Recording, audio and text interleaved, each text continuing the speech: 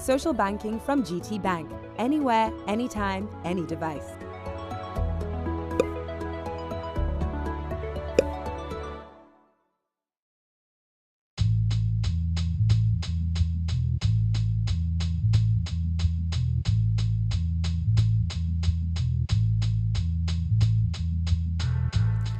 My name is Sangu Delle.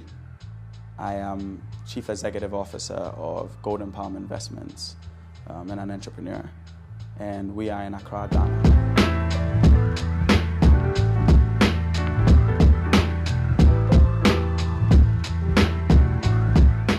I grew up in a large family.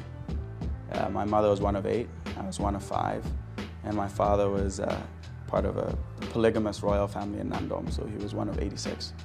Coming from a family reunion, and you see how large the family is. I also grew up in a bi-religious household, where my father is Roman Catholic and my mother's Egyptian. Grew up in a Pan-African household, being a mix of Ghana, Burkinabe, and Egyptian.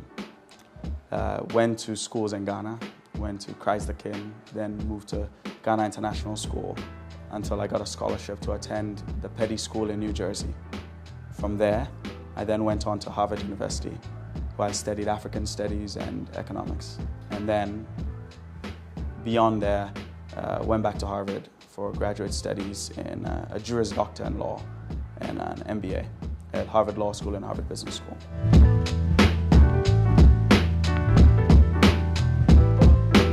I've always considered myself an entrepreneur. If I can go way back to class 5, class 6, there was a good friend of mine called Niamankwa who used to struggle a bit with homework. So I'd come early in the morning and I'd help him with homework in exchange for these corned beef sandwiches he used to have. Early on, I learned how to monetize intellect. Then fast forward, I think my first real brush with business though was when I first came to the US on scholarship to Petty. At the time, after I got the Walter Annenberg scholarship, which covered everything, I still needed to get a ticket. So at the time I was at Ghana International School, and I had all these study guides I had created and my books and notes for the O-levels.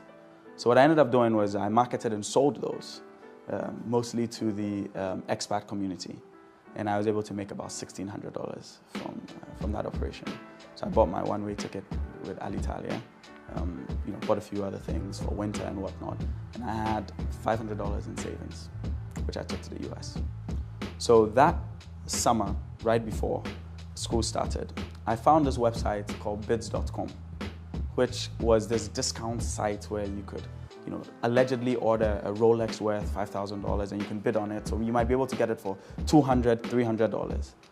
And I was just like, this is amazing, this is great. I kept bidding and I bid and spent the whole $500. And when all the stuff came, it was fake. So I was devastated, I was broke, and I had a whole bunch of fake jewelry. And that was my first introduction into diligence and starting small. And I probably should have just ordered one thing, waited to see it come, check it out. And so that was my first foray into business. I've always had a thesis on Africa for a long time. And that thesis is rooted in my personal upbringing here in Ghana. 50% interest rates back in the day, things were tough. But then you saw this evolution. You saw this period in which, Africans across the board decided, look, we're going to mature our democracies. We largely had political stability, and we had an emergence of a consuming and middle class. And the bedrock of stability has led to this emergence of growth and opportunity. So seeing the demographics in which we're going to have the youngest population globally by 2030, I saw all these different things happening, and I realized that, no, this is the last frontier. And that's why when I originally went to Harvard, I was actually pre-med. Like every good African boy, I was going to be a doctor.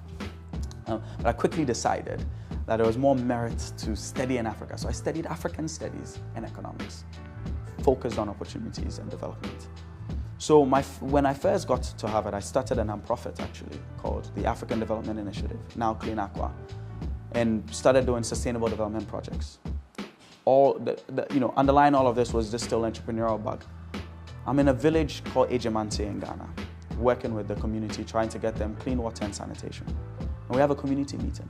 And I ask everyone, if I had a World Bank budget and there was a single thing you could do, that I could do for you, what would it be? And I thought, someone would say, look, share $1,000 to everyone in the village, or I probably would have asked for money. It was quite unanimous where they said, look, we want jobs. People want to be economically empowered. And so that really set off, this was 2007, it just set off a philosophical change in my mind where I realized that maybe we're going about this the wrong way, and that the way we need to liberate the continent is not through these handouts and charity aid, it's through economically empowering people so they're in charge of their own dignity. First hurdle was just convincing people that you can actually do business in Africa, and then was able to raise some capital. Our first capital raise of $50,000. And we did corn farming in Afram Plains, 1,000 acres, mechanized farming with imported tractors. And it was a great success. So Golden Palm is actually involved in a number of different sectors, all of which we identify as being high growth. One is agriculture, as I mentioned. Agriculture was the first thing we did. We're involved in aquaculture, where if you look at, and in general, when you look at agriculture, you have what I call a pretty tragic situation on the continent, where we have 60% of the world's arable land. Yet we don't feed ourselves. We're a net importer of food that we can grow on our own land. And so there's an import substitution thesis here that says that we should be able to grow and get involved in our own production, not just the production of food, but also the processing, because you want value add. And so, we're involved in aquaculture.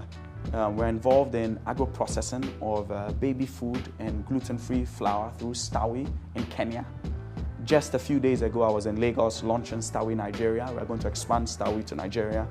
We're also going to, expand Stawi to Ghana in the near future. And the idea is promoting this intra-Africa trade, intra-Africa investments, and creating a Pan-African platform. How can we take what we see in Kenya and expand it to Nigeria, take what we learn in Nigeria, expand it to Ghana, and vice versa? So that's in agriculture. We're looking at, actually in Jos, one of the deals I'm looking at is potentially going into processing in Jos, because my thesis on the nonsense going on is we need to address that not just politically, but we need to address that with creating economic empowerment, because political instability, terrorism, and all those things breed where there's poverty. And if we solve poverty, we'll be able to solve a lot of these political issues. So we're looking at a number of opportunities there in Nigeria. I'll never forget when I was a young kid. I learned how to read early, about 2, 3. I was about 5, 6 years old when I got a journal from my father from the Harvard School of Public Health. So I saw Harvard University. And I said, what's university? And my dad said, oh, that's where you go to get smart. I said, and what's Harvard? He said, oh, that's where you go to get really smart. I said, oh, I want to go. So I wrote a letter to the headmaster of Harvard, because I didn't know it was called president. I was only a child. So I said, dear headmaster of Harvard, my father says this is where you go to get really smart. I know I'm smart, but I want to get really smart. So when can I start? 6, 7 months later, I get mail. 6-year-olds don't get mail. So everyone was like, who is sending me mail? And lo and behold, it was Neil Rudenstein, who I got a letter from Harvard saying, you're too young, but stay in touch. They send me some Harvard paraphernalia. I want to go to Harvard. And I had this dream from since I was a kid.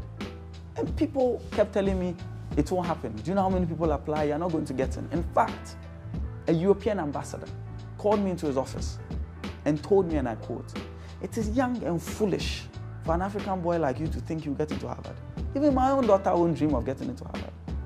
And told me that instead, he knows I'm a sharp boy. He'll try and use his links to see if he can get me into some of the good schools in his country. And I remember being devastated and thinking, why can't, because I'm sitting here in Africa, that means I too can't go to Harvard. And now look, by God's grace, we are getting 3 degrees from Harvard. In a continent that's promising yet challenging, the advice I have for young entrepreneurs are a number. One is, I always believe that the only way you can succeed anywhere in the world, and especially here, is passion. You need passion to be able to sustain. We're supposed to have met several hours ago and we're stuck in traffic for 2, 3 hours. You need passion to be able to go through all of this. You need passion to be able to go through, things being wrong, the power being out, the government bureaucracy frustrating you, police asking for bribes, and all sorts of things that you go through, which is business as usual on the continent. You need to be driven by something bigger than you, something that takes you beyond all these things. And that's the passion, and that's dreams, having dreams. Dreams is the X on the map, and hard work is the fuel to get you there. I want an Africa that is owned, built, championed, and driven by Africans. And until then, our freedom is empty. Hi guys, if you just enjoyed watching that video and you want to stay up to date with the latest in entertainment, lifestyle, and more from inside Africa, why don't you hit the subscribe button right now? And if you want to keep on watching videos, then just simply hit the more videos button.